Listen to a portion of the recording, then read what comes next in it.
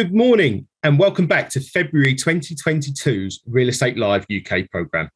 Our programmes are virtual events run 3 times a year and are brought to you by White Label and our partners and sponsors. Before we get underway, we'd like to take this opportunity to thank all the organisations that have contributed to the brilliant panels we have had taking place this week. Over the 3 days, places across the UK have been showcasing investment opportunities and industry-leading experts have been exploring ideas and topical issues relating to property. We have panels including one which we're about to start right now on sustainable stadiums, along with sessions on life sciences, social value and levelling up. You can view the full programme of sessions taking place this week and register for any others that are of interest by visiting our website www.realestatelive.co.uk. Right now, as I previously mentioned, we're about to focus on sustainable stadiums. And just before we start, I'd like to remind you, the audience, to please feel free to ask questions using Zoom's Q&A function. Right now, I'm pleased to hand over to our chair for this session, Max Farrell, CEO and founder of London Collective. Over to you, Max.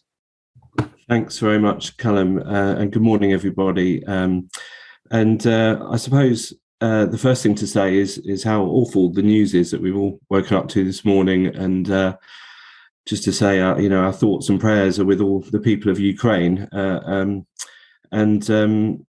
But this morning's webinar is a really interesting topic as we recover from a global pandemic. So much has changed in the last 2 years, particularly in terms of the way we live and work. But perhaps less well understood is the future of sports and leisure and entertainment, and particularly large-scale events. So we have a fantastic panel who are all heavily involved in this area and working on stadium projects around the world. And the topic that we'll be exploring with stadiums now welcoming back audiences is to understand what the future plans are for the UK and also internationally, and how stadiums can expand, retrofit and new build also to become more sustainable and lead by example, and what they can deliver for communities that are surrounding them. So the first panel member that I'm going to introduce you all to, who's going to say a few words and also show a few slides, is James Bulley. And James is the CEO of Trivandi, which is a company that was born out of London 2012. And they created a sustainable blueprint for the Games and are now working on stadiums around the world, including 6 in Europe, Middle East and the UK. And they're on a mission to disrupt the traditional approaches to stadium procurement. So in addition to that, James is an advisor to the UK government and part of the team that delivered the COVID-19 event research programme, including the roadmap to reopen venues. Just finally, he co-authored guidelines for how to operate venues during the pandemic and is the chairman of Solivus, who install solar fabric on the roofs of long span roofs. So James, I think you're going to show us a few examples of sustainable stadiums, which we look forward to seeing, one of which is Old Oak Common and QPR, which we both worked on. So over to you, James.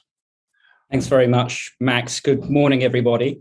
I'm going to whiz you through a few slides just to really set the scene around sustainability. And actually this first slide here is the Kerosene Stadium in Taiwan, which has 9,000 photovoltaic solar panels on the building. That's effectively generating 75% of the power on an event day for the stadium, but also provides power to the local community. About 1.14 million kilowatt hours of solar energy power is taken from that stadium. So it's effectively a solar farm. If we go to the next slide, setting out about sustainability, of course, is not just about solar panels. It's about reducing carbon across the entire life cycle. We've flipped through all the slides there. I'm not sure what happened. If we could just jump back. So there's 5 key factors when we're thinking about sustainability: urban connectivity and community, energy and water, construction materials, which is all about embodied energy, but also event management and operations, and demountable and reuse of stadiums. Just whilst they're getting the slides up there, I'll continue talking and hopefully we can get the slides fixed. So if we think about those 5 key factors coming together, that's what we're trying to achieve in terms of sustainable stadiums. So the first one there is urban connectivity and community. So thinking about how a stadium can integrate within the community and be a living, breathing part of the community, rather than sitting out on the out-of-town sites, which were very common when we were developing stadiums in the 90s. Places like Stoke, Sunderland, Middlesbrough, Bolton, and so on were all being built on regeneration sites, collieries, industrial brownfield sites. But of course, they didn't have great connectivity, so there wasn't a green transport solution with good public transport connectivity. People were driving out to these sites and so on. So that has evolved over these last 20 years as we start to see stadiums being redeveloped back in town centres, Arsenal, Tottenham, Liverpool and Old Trafford and so on. We also saw designs coming forward for QPR that Max mentioned. Tom from Populous also working on that one with us in terms of looking at how do you create that stadium, which is a 24/7 living, breathing stadium within a community, which is obviously very key. And the Olympics were key to that as well. If we go to the next slide, if that's possible. The Olympics were key to that as well in terms of generating a stadium which was very much and a set of facilities, part of a community and reconnecting a community. I think we give up with the slides, given that they keep jumping around. I think we might have to, yeah, sorry. No worries, we'll keep going. And then in terms of energy and water, another key factor, a stadium that I'll bring to the fore here, I mean, there's a number of very good examples. Mercedes-Benz Arena in Atlanta is one that's called out quite often. It's a platinum certified LED stadium. 47% of rainwater is harvested. That's about 2 million gallons being reused in the stadium. 4,000 PV, again, solar panels on the roof, generating 29% of the electricity. They use LED lighting and video boards and so on, and have developed a green transport system to get people in and out of the stadium. But of course, one of the key things about building a huge structure like a stadium is that there's a very large amount of embodied energy in the structures, the steelwork, the concrete, as you would understand.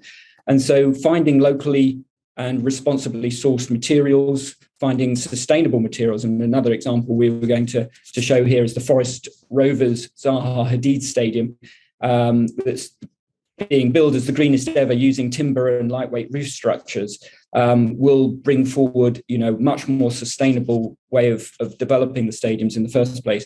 I remember back in the Olympics, the aquatic centre roof, it was very much advertised as being an incredible roof structure, 3,200 tons of steel in that roof. But of course, as we think about that now, that's not an efficient and sustainable way to build roofs. We need to think about lightweight structures, cable roof structures and the like. In terms of event management and operations, the fourth factor here, that was very much a key thing in the way in which London 2012 was put together that resulted in ISO 2012-1, the event sustainability management system that was developed out of that event. And that's been utilised now across a number of different events and stadiums and so on. You'll remember, many of you, I'm sure, that Tottenham ran a Game Zero, which was to try and get the operation of the stadium down to net zero, with people arriving at the stadium by means of public transport, cycling and so on, and different ways of utilising and reusing aspects in the stadium, everything from power, water, food, supplies, plastic, going paperless with tickets and programmes and so on. I remember back in the day of when we used to give out all of these free bowler hats with, the George Cross on it, which were made of plastic, and flags and cards that you hold up in stadiums. All those have got to be rethought when we think about sustainable stadiums. And finally, demountable and reuse. So clearly, again, a core tenet of the London 2012 bid was around reusing and a sustainable master plan for stadiums. Of the 36 competition venues, 20 were temporary, 7 were permanent new venues, which were venues that had a long-term ongoing use, and 9 were existing. And that enabled very much a sustainable master plan to be developed going forward, which has been, you'll have seen in future events. And interestingly, in Beijing, they've only, I think, built one new venue. Most of them have been reused. Some of the Beijing 2008 venues were reused for the Winter Olympics.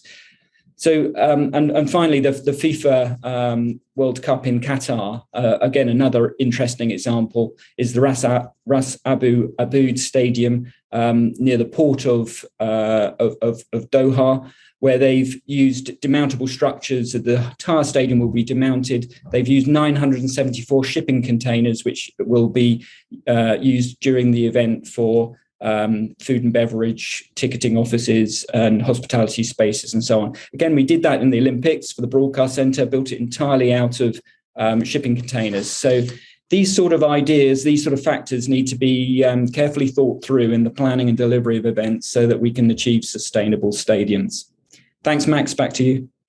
Thanks very much, James. And I think the slides had a timer on, I think, which caused an issue. But either way, maybe we can share them with the audience afterwards. I don't know, but some really interesting examples anyway that we can then get into when we have a discussion. And so the next panel member is Pete Swift. And Pete is the founder of the urban design and landscape practice Planit-IE, who many of you will know. And he's been leading on their involvement in several major regeneration projects across the UK and Europe, driven by sports and outdoor leisure. And some of the more notable projects that he's working on at the moment include the Gateshead Arena Quarter, the Anfield Road Stadium stand expansion, Anfield Stadium, and also Everton Football Club, and that's the Bramley Moor Dock Stadium and the broader Liverpool Waters master plan, which we're keen to know a bit more about. So Pete, can you tell us about Liverpool Waters and how that is helping to integrate the community with a sports stadium in a sustainable way, which is not the easiest brief? Well, I've got some slides, Max, so I wondered if... Okay. Oh, Amy started them, so let's see if they're great. Okay. Mine are on a timer. So, yeah.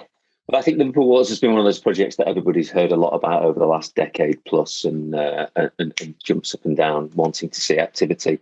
And I think if they went to site today, they wouldn't just see that stadium in the background being built with 300 Laing O'Rourke operatives on site, but they'd also see a brand new district heat network, 2 new roads, an Isle of Man ferry terminal, and a number of building projects, both within and outside of the Red Line. And I guess this is a project where unintended consequences will significantly improve the outcomes for the people of the city. So Liverpool Waters Master Plan is Peel Land and Properties redevelopment of 65 hectares of former operative docks in the city. Like many local and European cities, the dock industry moved north or moved out of the city centre and away. Liverpool still has a very, very productive and large operational port, but it now sits in the next borough, really, of Sefton, or sort of between the boroughs of Sefton and Liverpool. So the stadium wasn't part of the original master plan. As you can see here, the stadium lies as, or will be, the northern marker, really, of Liverpool's iconic waterfronts. So beyond the stadium is a water treatment works. So it was always going to be a very difficult thing to moderate that boundary. So having the stadium does a number of things. It's that it sets the scene for the new community that will live, if you like, within the Liverpool Waters project. So 6,500 homes, mixed use in every true sense of the word. It's all about the reuse and the celebration of existing historic features. You can see the clock tower here. You can see the dock network. This is the area where the battle with UNESCO took place.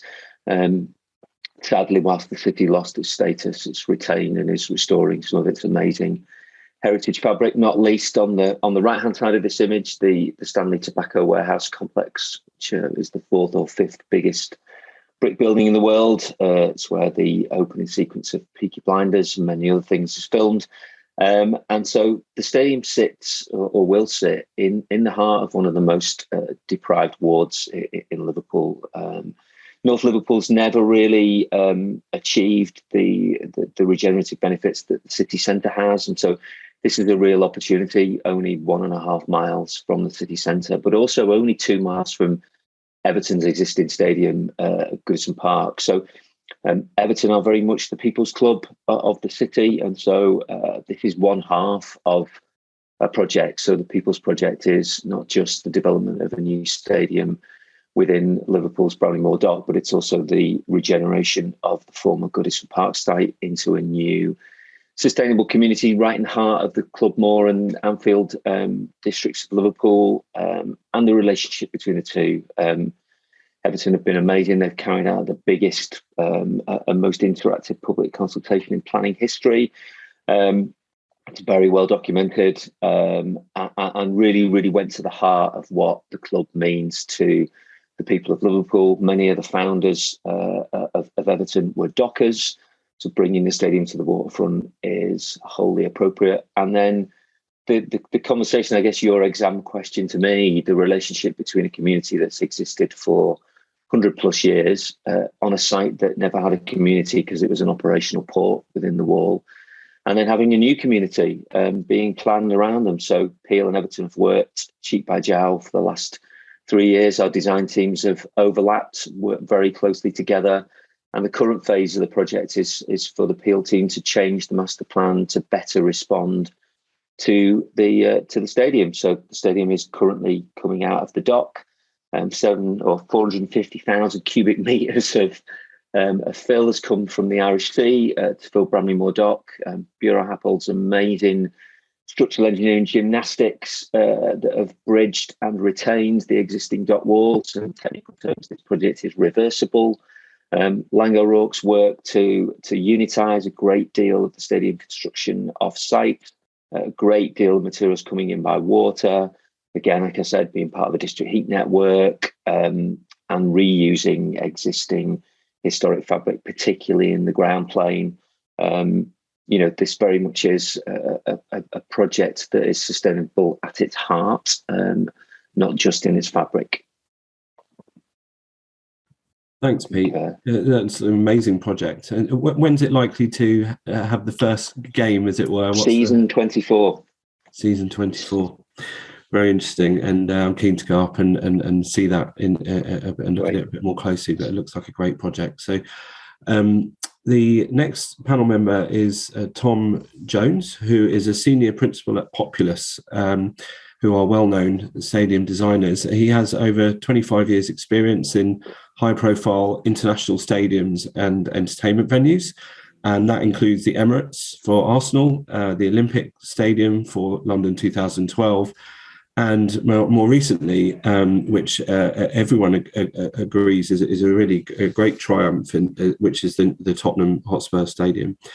But he also serves on the UK Government Sports Advisory Group and is Vice President of the International Association of Sports and Leisure Facilities. So very good credentials to speak to us today. So Tom, tell us a bit in your view about how sports and cultural buildings can enhance cities and also support the communities that they are embedded within.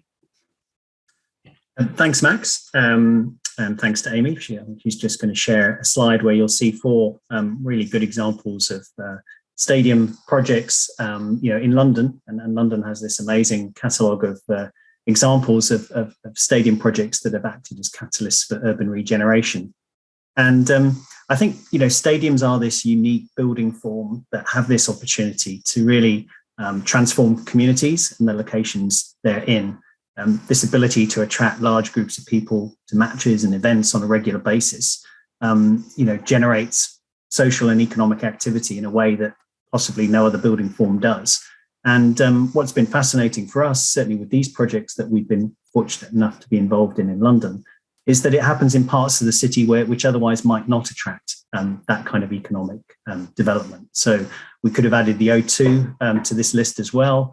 But the first project I worked on, Arsenal, you see there in the top left-hand corner, the old Highbury Stadium in the bottom left of the image, redeveloped as housing with the pitch retained as a sort of landscape area. A really quite unique approach in terms of building the new stadium just 500 metres away, kept in the same location and borough so that the fans had the same journey to and from the stadium. But a very wide mixed-use development as well. And that's, I think, a common thread that you'll see on all of these 4 examples, is that the stadium is often the first and primary development that sort of generates activity, but then it's supported and reinforced by commercial, residential, office, and other sort of business activity. And obviously with 2012, James has set some of the scenes for that. It was really exciting to be involved with such a high focus on sustainability for the whole project, both in terms of the event master plan that we were involved in, looking at only building buildings where there was a need in legacy, and utilising innovative temporary structures to kind of serve the other sports that didn't have that long-term legacy. And I think all of us who are involved have been really proud to see the way in which that Queen Elizabeth Park has developed, with sort of activities like UCL and colleges and the Smithsonian and the cultural facilities that perhaps weren't even imagined in the master plan when it was first developed.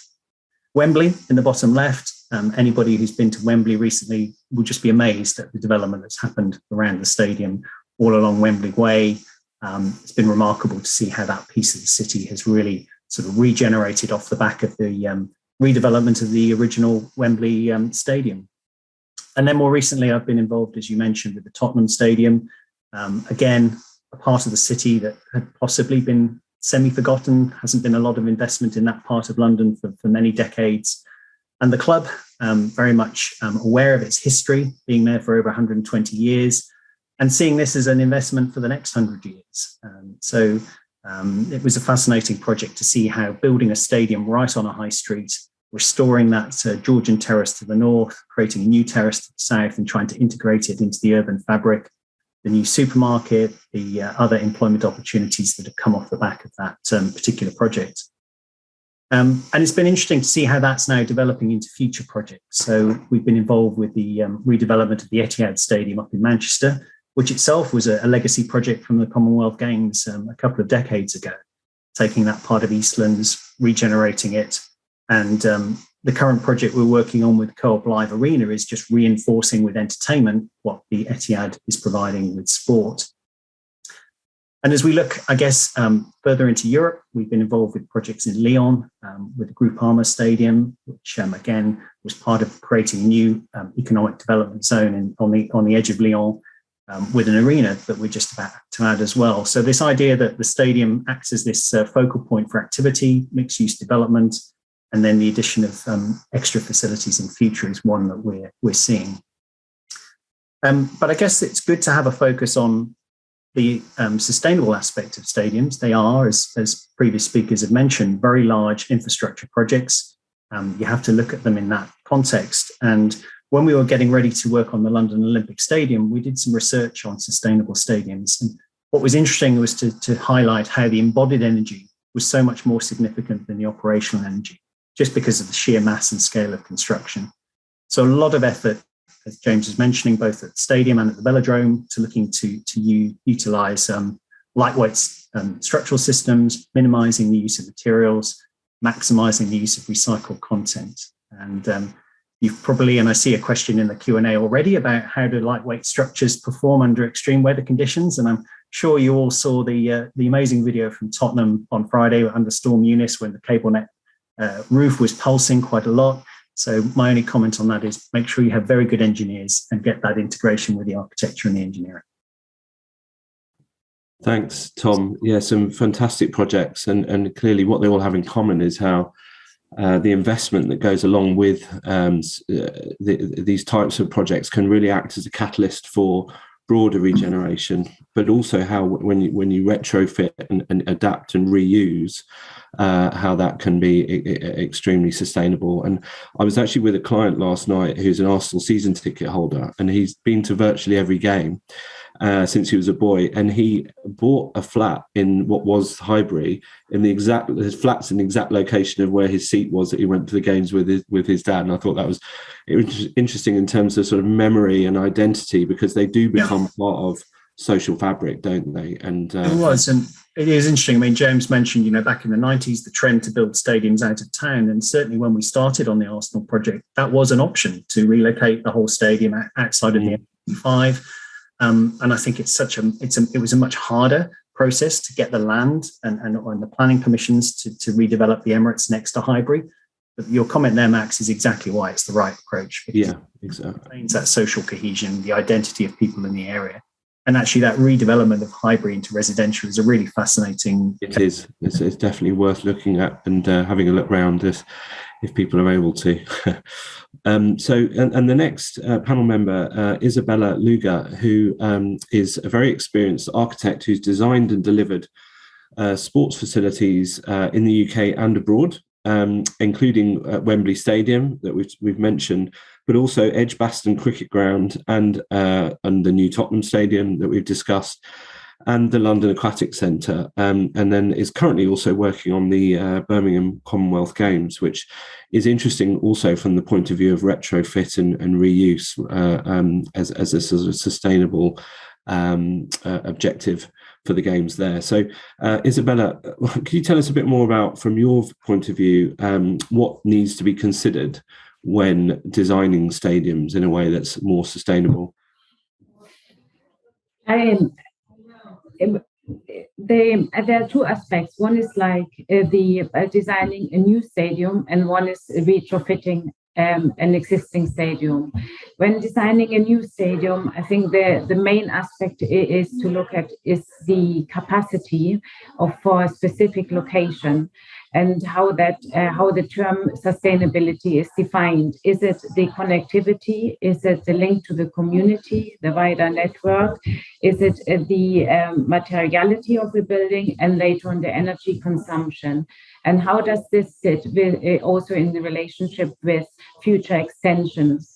The flexibility to overlay larger events at a later stage when the stadium is completed. So giving sustainability for the life of a club and stadium. That is mainly as well when we look at retrofitting stadiums nowadays, is really finding a balance between the match day uses and the non-match uses. Non-match day uses.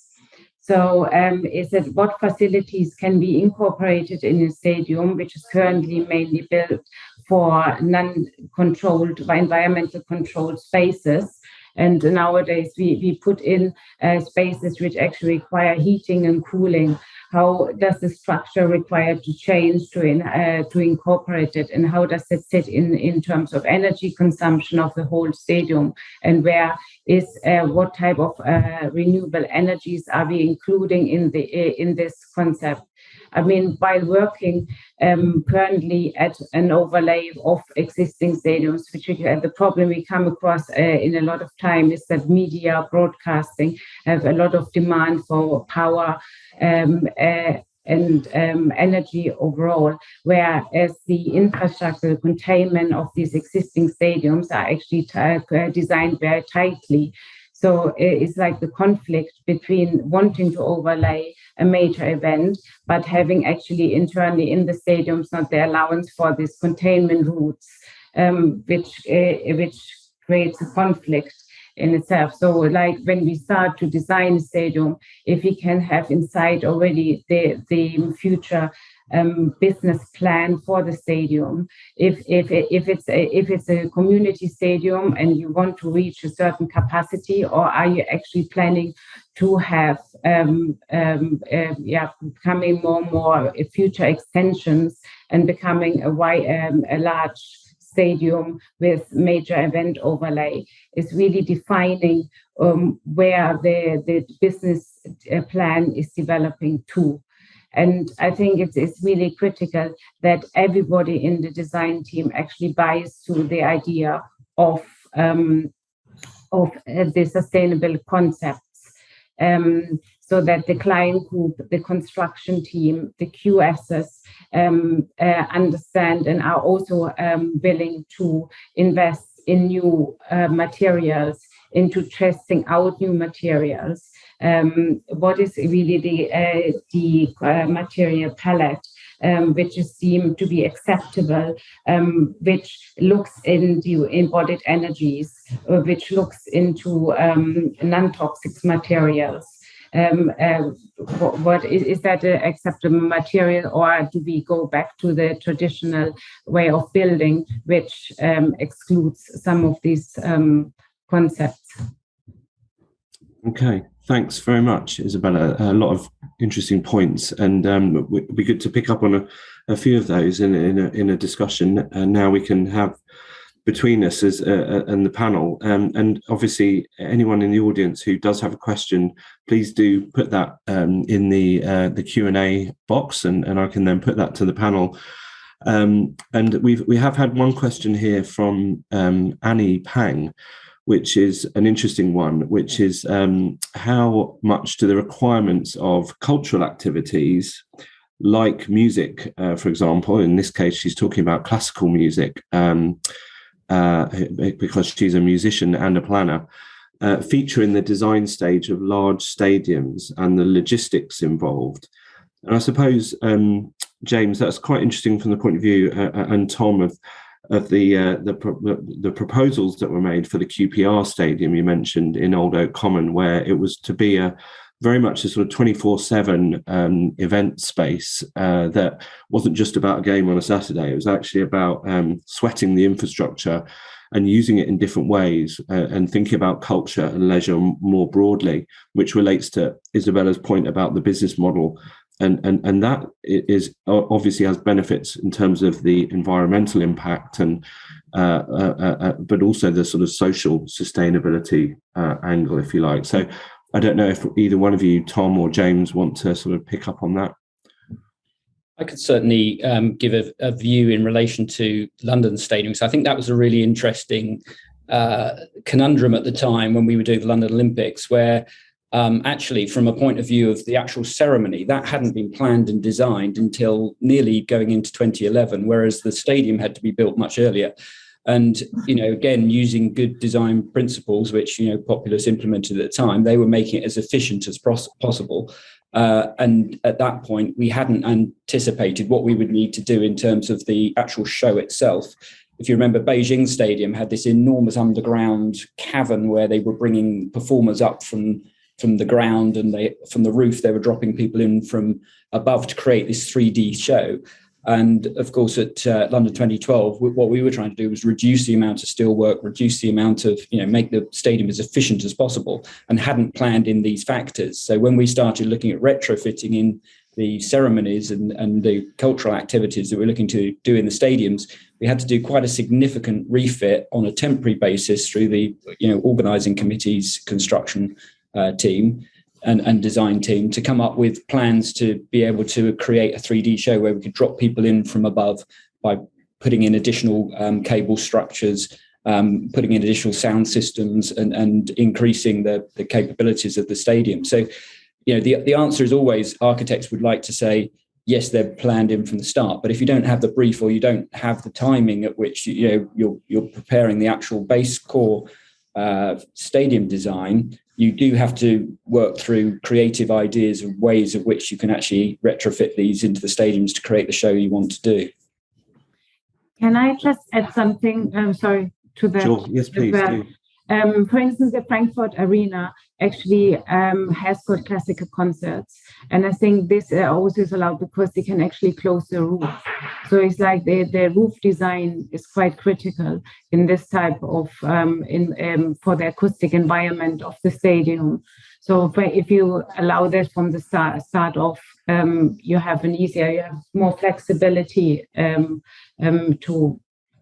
the different activities to take place. And Max, just building on your point, you referenced, the need for stadiums to be, operating as much as possible, and that idea of having the maximum flexibility is really key, both within the seating bowl in terms of the events that you can put on, but also the other spaces around, and getting as much use out of that. And I think we're in a very interesting period of overlap between sort of theatres, arenas, and stadiums, where you get artists that sort of transfer between a sort of theatre environment to an arena environment, and then all the way scaled up to the stadium. And I think some of the lessons you learn in the smaller venues are starting to come through into stadium design as well. So certainly in terms of the audiovisual design, the sort of ability of a stage end and the access onto the field of play. Wembley, which has its sort of tipped up seating that creates a sort of box space off the pitch, so you don't affect the pitch when you're creating the stage. And I think scaling is another interesting one. Certainly in indoor arenas, there's a lot of work that we do in terms of having multiple formats that can scale up and down in terms of capacity, depending on the demand for a particular type of show. And again, I think we're seeing that moving into stadia design as well, and that ability to sort of create a range of shows. And Isabella's referenced Frankfurt and a number of European shows, the larger scale opera that get kind of staged at Stade de France, for example, and again, looking at how those type of shows can be put into stadiums. Right. Good. That's good stuff, and it's a really interesting topic, that, isn't it? You made the point about it not just being about what happens within the stadium, but actually the area around it and the public realm, which can also equally be a stage and needs to be used as creatively and effectively as possible too, in terms of experiences and as well as landscape, which I know, Pete, is very much your domain and a passion, as we've collaborated on many of those types of projects before. But I wonder whether it's also you might, Pete, be able to answer this question from one of the members of the audience, which is about community engagement. And the question is asking, how have you, as in the panel, but perhaps, Pete, you might want to use your specific example of the Liverpool project. Have you engaged with communities during development? And how do you then intend to continue that sort of post-development, as it were? And how important is that? And what are the sort of methods and approaches that you take? Well, I guess you've got a unique, well, maybe it isn't unique, but you've got a set of circumstances in Liverpool where you've got both clubs developing at the same time. So Anfield's been redeveloped main stand, and then the Anfield Road stand's been redeveloped over the last 10, 12 years with the ownership from Boston. And so very much when they purchased the club, their first action was to get to know the community far, far better. I think they felt that they'd not been treated as well as they should have been by previous ownership. So there's a much deeper relationship now. You know, it's not always perfect, and particularly when conversations arise around big events. You know, Bon Jovi are going to play in the stadium like they did just before the pandemic. But I think what's been really interesting is the difference between the two. So Everton have been speaking to their fans about a new stadium for 2 decades, and again, we've all spoken about that period in stadium history of being, you know, whether it's Middlebrook, whether it's Stadium of Light, of going out to places that need huge car parks, and, you know, if you're lucky, you might get a station stop.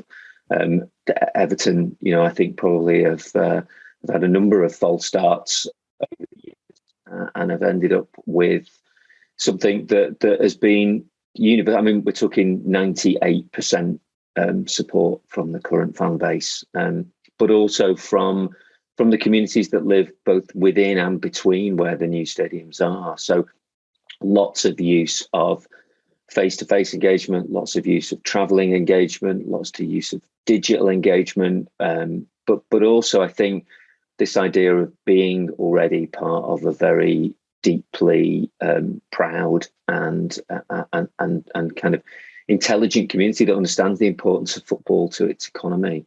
So, you know, from the point of view of what's happened on Liverpool Waters, is that there's a planning consent there from 2011, the last time that the wider public were engaged with from a kind of statutory point of view was then 2009. So in a way, what the stadium also does, and what Everton's worked with their team did fantastically, kind of stage managed by CBRE and a wider team, was to really, really bring the story of not just the stadium, but the history of the docks, the fabric of the dock network, the relationship of people coming to the city and then moving inland, the change of all the industrial neighbourhoods around and about. So a big story, a lot of engagement, a lot of use of digital technology, be that kind of with the stadium model, be it with, you know, looking at where engagement comes from, where fans come from, but also I think for the first time in my experience, reaching out to people who weren't football fans. They were just wider members of a much, much wider community. And so it became and is very much a city project. So despite the fact that there are, partisan lines drawn between the Reds and the Blues, there's a lot of Reds who will tell you they think it's an amazing project, and good, and wish it well. And that's something that I think perhaps doesn't happen when you have two big teams in one city. And I suppose it's important then to be designing for families from the outset, and addressing all those sort of fears and concerns that people have about large numbers of people, where there might then be alcohol involved, and some of the more fundamental things that are like public toilets and litter and how people are getting to and from the stadiums are going to be critical. But the big thing that will be a challenge for tomorrow is that the next phase of Liverpool Waters involves the delivery of 2.5 hectares of public park that the Leeds Liverpool Canal runs through the middle of. So, picking on some of those examples particularly from Queen Elizabeth, Olympic Park and others, about the interface between stadium and community life. I mean, we worked on the Copenhagen Arena project, and it was the first time we'd really seen that idea of arena as good neighbour. It was planned as part of the plan, and so residential uses, new school uses, they nudge right up next to the arena. So the idea of actually working collaboratively to get that community cohesion, rather than just kind of dropping something from outer space and hoping it works. Again, great, probably more difficult at Arsenal and with the Emirates, but having a huge landholding that's in single ownership. It's either in Everton's ownership now or it's in Peel's. And so the ability to work collaboratively together to look at things really, like you say, practical things like HMV and counter-terrorism measures, and making sure that doesn't destroy the public realm. We've got acres and acres of historic cobbles and railway lines, all of which, the club have been really, really insistent are reused within the fabric of public space, so that the building is grounded both physically and, I guess, kind of psychologically in its community. Great, thanks, Pete. So I'm going to ask a question now to anyone to respond to, which is around the environmental sustainability, and obviously with the climate emergency being the biggest issue that we're all facing, and these types of large projects. Obviously, there's a lot of embodied carbon and then a very significant amount of operational carbon to try and mitigate and reduce the impact of. And James, you mentioned before that there was a Tottenham game recently that claimed to be the first net zero game, which I think is interesting, and it would be good to hear a bit more about what's behind that claim and how they achieved that. But also, you mentioned about the stadium in America. I think it is that is LEED Platinum, and there's a big issue for other types of building structures, as we know, around these types of certifications being about a particular moment in time, and actually, it's about the whole life carbon that is the issue about in construction, but also then use. And a lot of the sustainable elements anecdotally can often be removed. And is anyone monitoring the performance of these stadiums post-occupation, if you like? So there's a couple of sort of related questions there, one around sort of net zero and the other around sort of whole life carbon. Who would like to pick up on that? I'm happy to make a start. I think, post COP26 and the focus very much on net zero now, all businesses are looking at how can they get to net zero, or certainly all corporately social responsible businesses are doing that.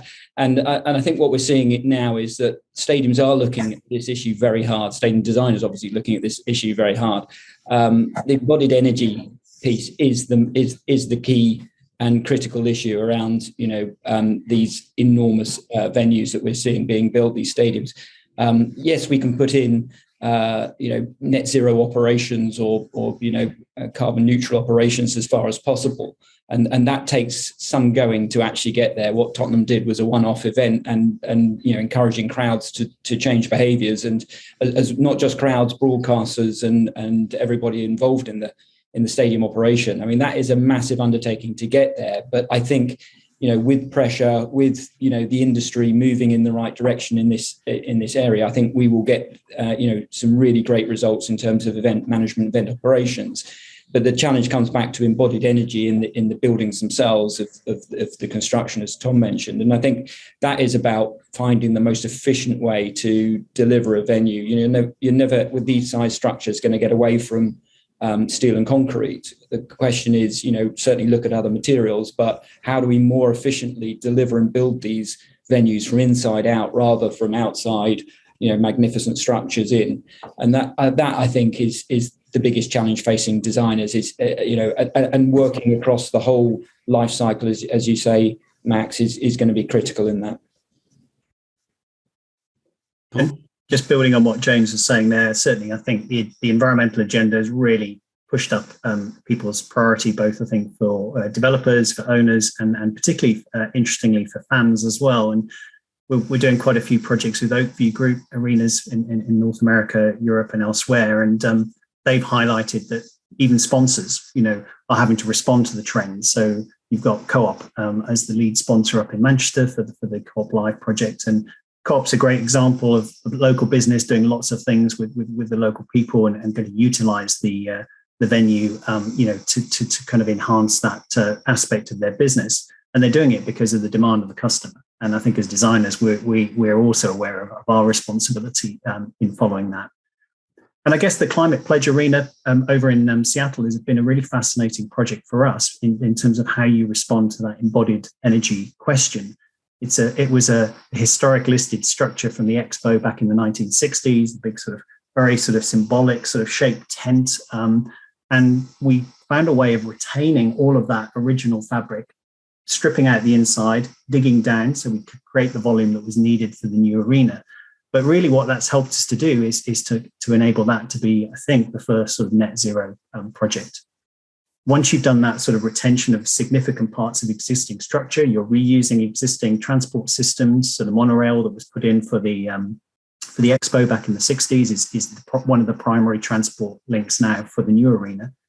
And then you can add on lots of the energy, the photovoltaics, the renewable energy sources, the sort of transportation strategy as well. But that's been a really interesting project for us in seeing how you've almost got to really radically rethink some of the approach to these projects. Thanks, Tom. Isabella, it mentions in your bio that you also created urban strategies for well-being. And I'm quite interested just to understand a bit more about that, because obviously coming out of the pandemic and post-COVID, so much has changed. But how can, when people are attending large events, they also have experienced well-being, whether that's sort of active travel to and from, or the experience at the venue? Tell us a bit more about these the strategies you've been developing. They were more related to a day-to-day activity, more or less traveling from home to work or in your spare time, and using actually route as a sports activity as well. So along the routes you have pockets where you can either do some pull-ups or have open gyms. I think what is really interesting to see, which I like actually about the Arsenal Stadium, because during COVID, you actually saw all these pockets of people running and working out around the stadium grounds, because it was actually an area which is not touched by traffic. So people use it as an open gym.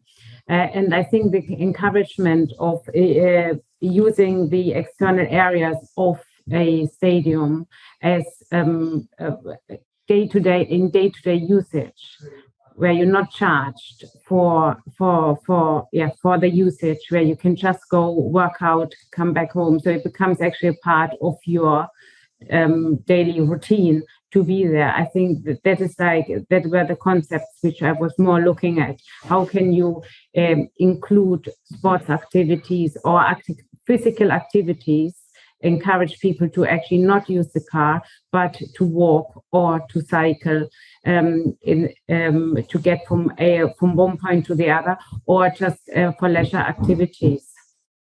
Yeah, that's interesting, because from what I've understand about the Birmingham and the Commonwealth Games, one of the big moves that they're making in terms of encouraging people to use public transport is to have, I think they're called the sprints, the buses that arrive very regularly, so people almost think of them like trams, even though they're not on rails. But it's about the psychology. If you know that it's a bit like waiting for at a tube station, one's going to come every 3 minutes, you're much more likely to go.